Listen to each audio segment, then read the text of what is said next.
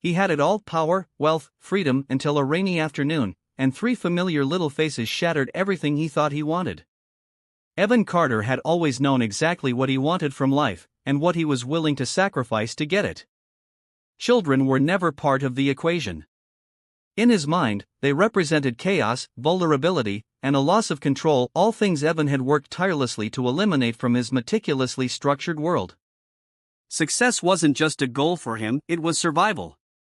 The quiet isolation of his luxury penthouse, the sleek lines of his offices towering over the Chicago skyline, the constant thrum of achievement, these were the things that defined him. 6 years ago, when Sophie had wanted more: marriage, a family, a life outside of corporate strategy, he had made the only decision that seemed rational. He let her go. The breakup had been clean, clinical almost, at least on the surface. He told himself she would be better off without a man like him, a man who measured relationships in terms of opportunity cost. In truth, it had hurt more than he allowed himself to admit. But he buried that pain under deals, mergers, endless projects, and the steady climb toward untouchable status. Love, family, softness, those were weaknesses that other men indulged in and paid the price for. Evan would not make that mistake. By the time he turned 36, he had everything he had ever wanted. His name was listed among the most influential executives in the country. His net worth grew by the minute. His company was a titan in its field. And yet, there were nights when even the city lights failed to distract him from the echo of an emptiness he had never expected. He ignored it the way he ignored all inconvenient emotions, burying it under new contracts, new victories, new noise. Children, in particular, seemed like distant creatures to him. He avoided family events whenever possible. His colleagues joked that Evan Carter would probably negotiate a merger while holding a newborn, but never actually have one himself. He laughed along with them, convincing himself that he was the lucky one, the man who had escaped the traps of sentimentality and responsibility. He never once considered that a choice he made 6 years ago would find him again in the most unexpected and life-altering way. As far as Evan was concerned, the past stayed buried if you built your walls high enough. But the truth, as he was about to learn, had a way of slipping through even the smallest cracks. And sometimes, all it took was one rainy afternoon, one glance through a cafe window to tear down everything you thought you knew about yourself. The rain was falling in steady sheets as Evan ducked into a small, unremarkable cafe on a side street he normally would have ignored. His driver was stuck in traffic, and Evan hated waiting more than anything. So he decided to take shelter for a few minutes and catch up on emails. The place was warm, filled with a faint aroma of coffee and pastries, and sparsely populated with a few people nursing cups and conversations. He barely glanced around as he ordered a black coffee and found a seat near the window, shaking the water from his coat in sharp, impatient movements. As he lifted his phone to scroll through his messages, a familiar laugh floated across the room, soft, but piercing right through the noise in his head. His eyes lifted instinctively, searching for the source. And then they landed on a table tucked into the farthest corner of the cafe. There she was, Sophie. She looked almost exactly as he remembered her, though maybe a little softer around the edges, a little more tired, but somehow even more beautiful in her simplicity. She wasn't alone. Around her sat 3 little girls, all of them giggling as they built unstable towers of sugar cubes and sipped from mugs of hot chocolate nearly as big as their small hands. Evan's heart stopped in his chest. The girls were identical, or close enough, each with chestnut brown hair and startling green eyes that mirrored his own reflection so perfectly it was like being punched in the stomach. For a long moment, he simply stared, his brain struggling to catch up with what his eyes were screaming at him. Sophie leaned in, laughing along with them, her face lit up in a way he hadn't seen since before their breakup. The girls called her mom in sweet, lilting voices that carried across the room. Evan's breath caught. He counted their ages in his head without even realizing he was doing it. 6, maybe 6.5. The timeline hit him like a freight train. It matched perfectly. He turned his head sharply, suddenly aware of the tightening in his chest, the crack in the carefully cultivated shell he had lived behind for years. He shouldn't be here. This wasn't part of his life. These children weren't supposed to exist in his world of quarterly reports and board meetings, but they did. And from the unmistakable reflection of his own features staring back at him through those innocent green eyes, he knew with a terrible, bone-deep certainty that they were his. Evan couldn't move. His legs felt bolted to the floor. His mind screamed at him to get up, to leave, to pretend this was a coincidence, a dream, a trick his exhausted mind was playing on him. But his heart, traitorous and unfamiliar, refused to obey. He watched them a little longer, every second carving a deeper mark into his soul. Sophie kissed the top of one girl's head, wiped chocolate from another's cheek, laughed as the third tried to stack 10 sugar cubes at once. They were a unit, a family. Without him, the realization stung in ways he couldn't describe. It wasn't just that Sophie had children. It was that she had built a life he hadn't even known about, a life that he was part of, whether he had chosen it or not. His hand trembled slightly as he reached for his coffee, forgotten and now cold. He left a 20 on the table and stood abruptly, needing air, needing space, needing to think. As he pushed through the door into the rain, he didn't look back. He couldn't, because he already knew if he did, he would never be able to walk away again. The rain had soaked through Evan's coat by the time he reached his car, but he barely noticed. He sat in the back seat in silence, staring blankly out the window as the city blurred past in gray smears. His mind refused to calm, spinning faster than any boardroom negotiation ever had. Every logical part of him screamed for caution, demanded he put this behind him, insisted he bury the moment under the same ambition and distraction that had carried him so far for so long. But another voice, quieter, yet far stronger, whispered that he couldn't walk away this time. He had seen them. There was no unseeing it, no forgetting the curve of those little faces, the way they mirrored his own, no pretending that nothing had changed. That night, Evan didn't sleep. Instead, he paced his penthouse like a trapped animal, the city lights winking indifferently beyond the towering glass walls. By 3 o'clock in the morning, he knew he couldn't live with uncertainty gnawing at him. He needed answers. He needed confirmation, because if what he suspected was true, it wasn't just his own life he had to answer for anymore. The next morning, Evan contacted one of his most discreet private investigators, a man who usually handled sensitive corporate matters. He gave minimal details, only a name, Sophie Bennett, and asked for a thorough but quiet inquiry. He needed no scandals, no drama, only the truth. As he waited for the report, days stretched longer than they ever had before. For the first time in his life, he hated not knowing, hated being powerless to simply push the situation into a tidy solution. When the report finally arrived, it was short but devastatingly clear. Sophie had given birth to 3 girls, triplets, 6 years ago, just months after their breakup. She had never married.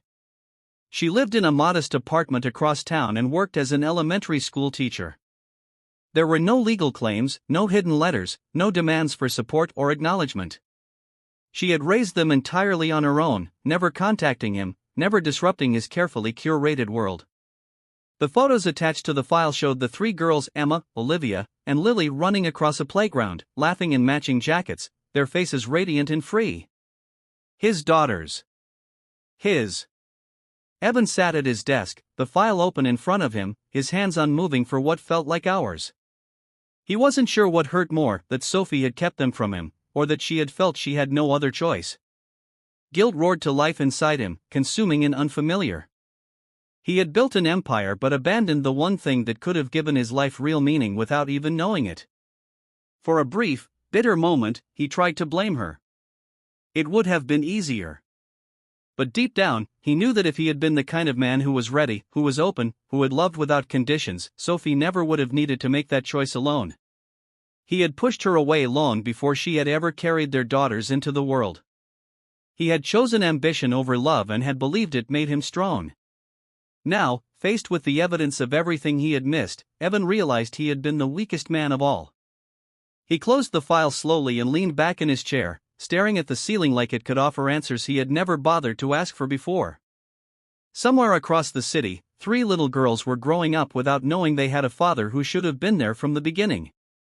He had failed them before he even knew they existed. But he knew now. And if there was even the slightest chance to be part of their lives, to become the man they deserved rather than the man he had been, he would have to find the courage to face the past he had so carefully buried. He could no longer pretend his world was complete without them. It wasn't. It never had been. Evan spent days rehearsing conversations in his mind, drafting words he knew would never sound right, no matter how carefully he prepared them. He wasn't a man accustomed to asking for second chances. In business, he crushed competition without remorse. In his personal life, he walked away before things got complicated. Yet now, faced with the reality of 3 little girls who shared his blood and the woman he had once loved more than he dared admit, Evan found himself paralyzed by uncertainty. He didn't want to show up at her door like a storm, shattering the fragile world she had built without him. He didn't want to demand a place he hadn't earned. He just needed to be near them, to understand them, to find a way back into the life he should have been part of all along. It was late afternoon when he finally summoned the nerve to call Sophie. His hands trembled slightly as he held the phone, an almost laughable irony for a man who could sign billion-dollar deals without flinching. The call rang longer than he expected. And for a brief, cowardly second, he prayed she wouldn't answer. But then he heard her voice, cautious but composed, and it made his heart squeeze painfully tight. She said his name slowly, almost like testing it against memories that had faded but never fully disappeared. He swallowed hard and asked if they could meet somewhere neutral, somewhere she would feel safe. After a long pause, she agreed, suggesting a small park near the school where she worked. It was fitting somehow, quiet, open, honest.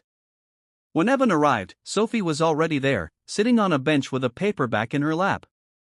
Though he doubted she had read a single word, the autumn sun cast a soft glow around her, and for a moment he simply stood there, watching her, feeling the weight of everything he had lost and everything he was desperate to regain. She looked up as he approached, her expression unreadable but not hostile. That gave him the smallest sliver of hope. He sat down beside her, leaving enough space to show he understood this wasn't something he could force. They sat in silence for a few moments, the sounds of laughing children and rustling leaves filling the gap between them. Finally, he found his voice rough and unsteady. He told her he knew about the girls, about everything. He told her he hadn't come to accuse her or make demands. He just wanted to understand. Sophie listened without interrupting, her hands folded tightly in her lap. When he finished, she exhaled slowly, as if releasing years of breath she hadn't realized she'd been holding. She explained in a voice that never wavered that she had found out about the pregnancy after their breakup. She had thought about calling him, thought about trying to make him part of it. But she remembered the man he was back then, the man who had made it painfully clear that there was no room in his life for family, for chaos, for anything that might slow him down. She said she hadn't wanted to chain him to a life he didn't want. She had chosen instead to raise them alone with love rather than resentment.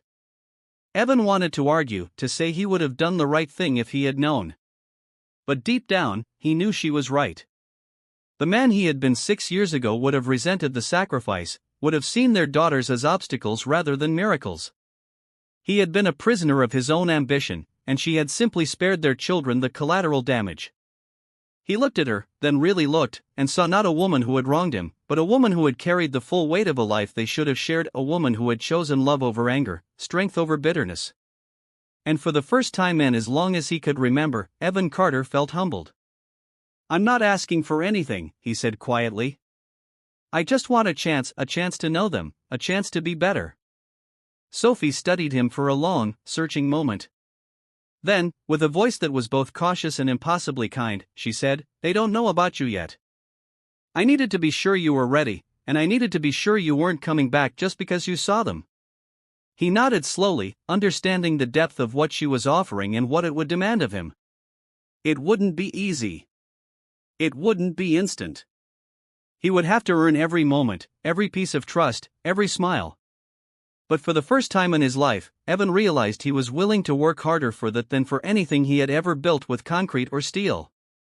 Evan spent the next few days in a haze of nervous energy, a feeling so foreign to him that it left him off balance in a way no business challenge ever had. Sophie had agreed to let him meet the girls, but on her terms, slowly, carefully, and without overwhelming them. She explained that she wouldn't tell them immediately who he really was. For now, he would simply be Evan, a family friend, someone who could get to know them without pressure or expectation. Evan agreed without hesitation. He understood that trust, once broken or absent, was not something that could be bought or demanded. It had to be earned one moment at a time. Their first meeting was arranged at a playground not far from Sophie's home. Evan arrived early, standing awkwardly near the swings, feeling more unsure of himself than he had since he was a teenager. When Sophie arrived with the girls, his heart nearly stopped. They were even more breathtaking up close, their identical features filled with so much life and joy. Emma ran ahead first, her laughter bright and untamed.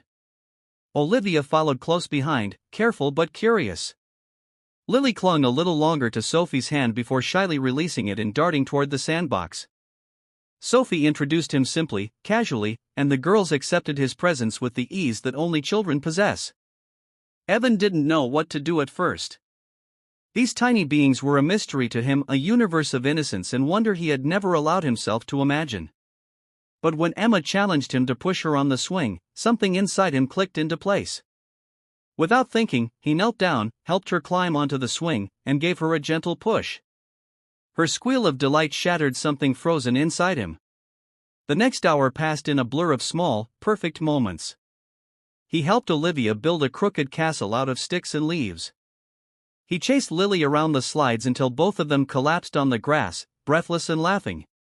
Every smile, every tug on his sleeve, every bright-eyed question cracked open a part of his heart he hadn't realized was still capable of feeling this deeply. When the afternoon sun began to dip lower in the sky, Sophie called the girls over and promised ice cream if they behaved. As they ran ahead, she stayed back with Evan. He turned to her, overwhelmed and grateful and scared all at once. She smiled, a soft, real smile that reached her eyes. "You're good with them," she said quietly. "I don't know what I'm doing," he admitted, the honesty rough in his throat. "They don't care," she said simply. "They just want you to be there." That truth settled deep inside him, heavier and more liberating than anything he had ever signed into a contract. These girls didn't need a millionaire. They didn't need a CEO. They didn't need a man with perfect answers. They needed him, imperfect, learning, present. As they walked toward the ice cream stand together, Evan felt something shift inside him. For the first time in years, maybe for the first time ever, he wasn't chasing a goal or defending a title. He wasn't proving anything to anyone.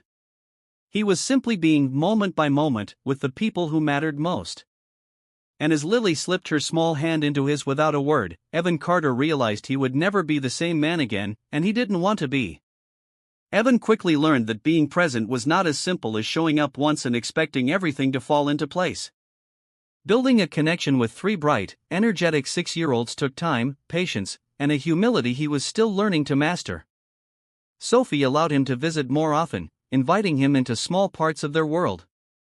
He attended their weekend soccer games, sat through endless arts and crafts projects, and helped with homework that often left him more confused than the girls themselves. Every time he showed up, every time he stayed instead of making excuses, something inside him stitched itself back together.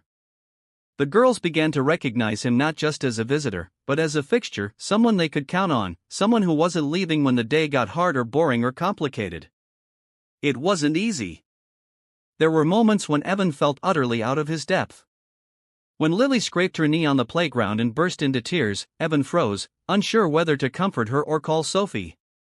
When Olivia refused to talk to him for 2 days because he had accidentally broken the dollhouse roof while playing, he sat on the floor fixing it piece by piece, waiting for her forgiveness without demanding it. When Emma, the most fearless of the three, asked if he had any daughters of his own, he had to swallow the lump in his throat and simply say, "Not until now." These moments were small, invisible to the outside world, but to Evan, they were seismic shifts. He was being tested, measured not by his success, but by his willingness to show up, to stay, to try again, even when he stumbled. Sophie watched from a careful distance. She wasn't quick to trust, but she wasn't cruel either. She allowed him the space to prove himself, neither encouraging nor discouraging the bond that was growing day by day. Evan respected that more than he could say. She had spent 6 years protecting their daughters, loving them fiercely and without fail, and he understood now that he was not entitled to their love simply because he shared their blood. Love had to be earned, fought for with patience and consistency. There were nights when Evan went home exhausted in ways he had never felt after 18-hour workdays, emotional exhaustion, the kind that came from opening himself to people who could break his heart without even realizing it. And yet, every morning he woke up wanting more of their laughter, more of their tiny sticky hands reaching for his, more of their unfiltered questions and wild imagination, more of Sophie's cautious smiles and the rare quiet moments when he caught her looking at him like maybe, just maybe, she still saw the man he could become. He knew he was changing.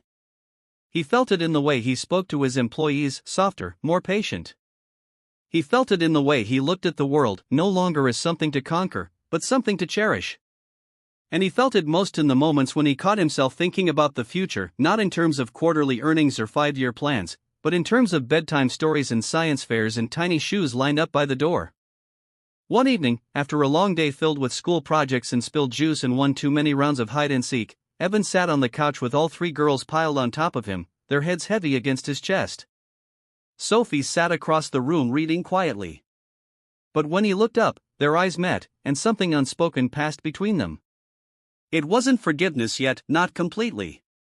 But it was hope. And for the first time in his life, Evan Carter understood that the greatest success he could ever achieve had nothing to do with the empire he had built. It was here, in the small, imperfect, beautiful mess of a life he was finally learning how to live. It was a Sunday afternoon when everything shifted in a way Evan hadn't expected. The girls had invited him to their school's family picnic, an annual event filled with chaotic games, potluck tables, and parents chasing after their sugar-fueled kids. Evan hesitated at first, uncomfortable with the idea of stepping so publicly into a part of their lives he had only recently begun to touch. But when Emma called him personally, her tiny voice so excited on the phone, he couldn't bring himself to say no. He spent the night before worrying over ridiculous details like whether to bring a dish or what shoes would survive a muddy field. But when he arrived at the park the next day and saw the girls running toward him arms open wide, all those anxieties melted away. Sophie stood a few feet behind them, watching with an unreadable expression as Evan knelt to hug each girl in turn. It was the first time he realized that their acceptance of him wasn't just affecting him, it was affecting her, too. The trust she had given him so cautiously was being tested and strengthened every time the girls smiled at him without fear. Throughout the afternoon, Evan participated in everything: sack races where he fell and made them laugh until they couldn't breathe, a 3-legged race with Olivia that ended in both of them sprawled in the grass, and a pie-eating contest he entered only because Lily had begged him with wide pleading eyes. Sophie laughed quietly from the sidelines, and every time Evan caught her looking at him, something warm unfurled in his chest. Later, after the event wound down and parents began packing up, Evan found himself walking with Sophie while the girls played nearby. The air was cool and smelled of grass and sunshine. He wanted to say something important, something real, but the words tangled in his throat. Finally, he stopped and turned to her, hands shoved deep into his jacket pockets like a boy afraid of rejection. He told her he knew he couldn't undo the past, couldn't erase the years he had missed, but he was willing to spend the rest of his life making up for them if she would let him. He admitted he was scared, not of the girls, not of the responsibility, but of failing them and failing her again. Sophie looked at him for a long time, her face open, searching. Then she said something that stayed with him forever: "It's not about making up for the past, Evan. It's about choosing to stay every single day, even when it's messy, even when it's hard. If you can do that, they'll know. I'll know." He nodded, unable to trust his voice. As they stood there in the fading sunlight, the girls came running back laughing, their cheeks flushed with happiness. Emma grabbed his hand without hesitation. Olivia tugged at his sleeve, and Lily leaned against his side. Sophie watched them for a moment, then stepped closer, not touching, not rushing, but standing beside him like she was testing how it felt. Evan didn't move. He just smiled, feeling a completeness he had never thought possible. In that simple, unremarkable moment, Evan Carter understood that he wasn't just building a relationship with his daughters. He was building something far greater, a life rooted in love, trust, and a quiet resilience stronger than any skyscraper he had ever constructed. He had spent years believing that success meant standing alone at the top. Now he knew real success was standing together even when the ground beneath you shifted, especially then. Winter arrived slowly, frosting the city's edges with a crispness that made everything feel quieter, more intimate. Evan found that the season suited this new version of his life. The slower pace forcing him to be present in ways he never had before. He had become a fixture in the girls' world, attending their holiday concerts, helping build lopsided gingerbread houses at Sophie's kitchen table, and wrapping endless presents in paper the girls picked out with painstaking seriousness. Every small ritual, every simple moment stitched him deeper into the fabric of a life he once would have considered ordinary, but now realized was extraordinary in its quiet beauty. Sophie remained careful, never rushing him, never pushing him closer or holding him back. She seemed to understand instinctively that this wasn't about grand declarations or sudden moves. It was about proving day after day that he wasn't leaving, that he didn't see their lives as something he could just step into when it was convenient, that he was choosing them deliberately, consistently, even when it meant missing meetings or disappointing powerful clients because a certain 6-year-old had a dance recital that simply could not be missed. And Evan didn't resent a single sacrifice. Every missed call, every postponed flight, every late-night session helping Olivia finish her science project felt like bricks laid into the foundation of something lasting, something real. On Christmas Eve, Sophie invited him to stay for dinner. It wasn't the first time, but this time felt different. The girls buzzed with excitement, whispering about a surprise. After dinner, they handed him a small, clumsily wrapped box, their eyes shining with anticipation. Evan carefully opened it to find a simple wooden frame, inside of which was a drawing, 3 stick-figure girls and a tall man in the center, all holding hands beneath a bright sun. At the bottom in messy, wobbly letters were the words, "We love you, Daddy." The word hit him harder than anything else ever had. For a moment, he couldn't speak. His throat tightened painfully, and when he looked up, Sophie was watching him, her eyes soft but serious, as if silently asking whether he was truly ready to step into that role fully.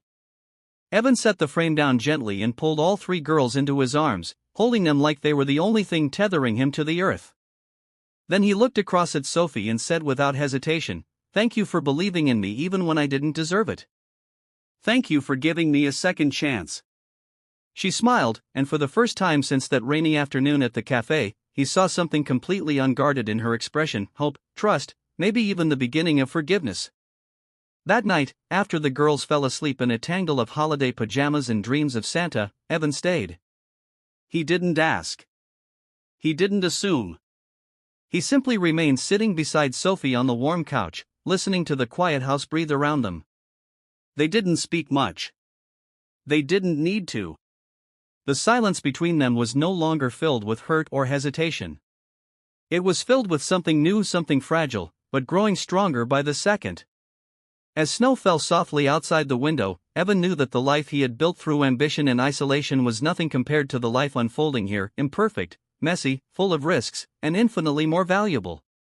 He had found a home not in marble floors or glass towers, but in small hands, whispered laughter, and a woman who had loved him enough to let him find his way back on his own.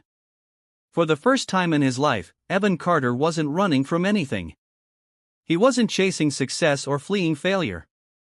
He was exactly where he wanted to be, home. I believe the ending of Evan's journey is not just about finding love or reconnecting with the family he never knew he had. It's about redemption in its purest form. Evan didn't earn forgiveness with grand gestures or empty promises. He rebuilt trust one small moment at a time, proving that true change is slow, often painful, but always worth it. What makes this ending powerful is that it isn't a fairy tale miracle where everything is instantly perfect. It's real, grounded in effort, humility, and the willingness to stay even when it's hard. Evan didn't just discover a family. He discovered the man he was always meant to be. And sometimes, the greatest victories come not from conquering the world, but from simply choosing to stand still and love the people right in front of you. From Millionaire in Love.